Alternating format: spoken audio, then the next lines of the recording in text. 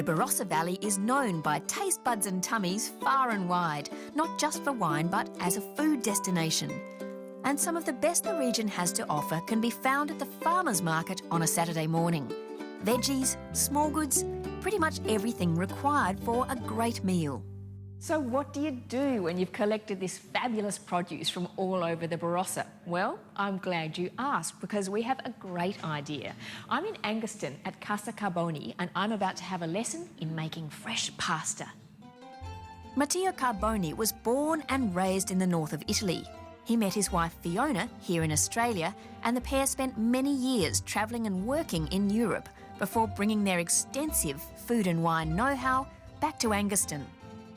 Casa Carboni is their new Enoteca and cooking school, where they offer creations inspired by Matteo's homeland, created with exceptional Barossa produce. Well, welcome, first of all, to Casa Carboni. Today we're going to prepare together a classic pasta from my region, that is Romagna, in the north of Italy, and the pasta is called garganelli. Garganelle. Yes, it's easier to make than to pronounce, but there's only one little ingredient that it's a bit different from the normal fresh pasta. That is stinging nettle that I picked yesterday at Eden Valley. Stinging nettle, is it going to hurt? Not anymore.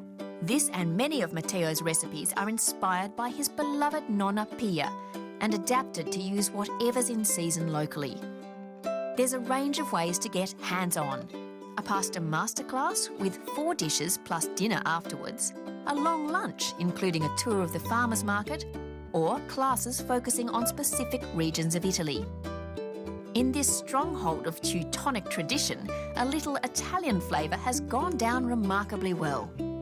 I think everyone's been really pleased. I think when we first opened, we didn't offer lunches, and a lot of people saying, "Oh, but the Barossa really needs, it'd be great if you could offer, pasta." And so we now do Sunday lunches, which is all based on farmers market produce from the day before, and we've had a really good response to that, which is really nice.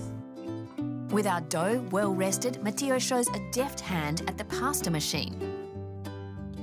So when the pasta is yellow, like a classic one, you can almost see through the sheet.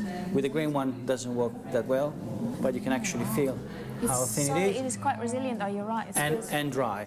And after multiple passes, we cut and shape the pasta using an intriguing tool called a pettine, the Italian word for comb.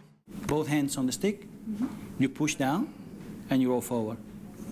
So it has little... And the thing is, you need to seal the garganello there. That's the important part.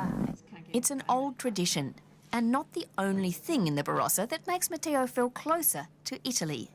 Well, the climate and the landscape, like the hills and vineyards, reminds me a little bit of Tuscany and Piemonte in the same time.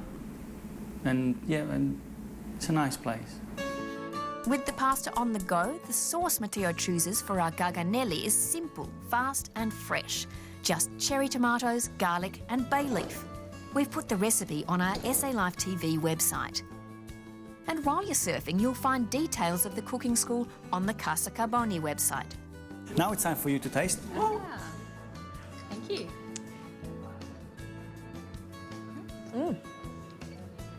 Compliments to the chefs. Yeah, indeed. It's great. Beautiful.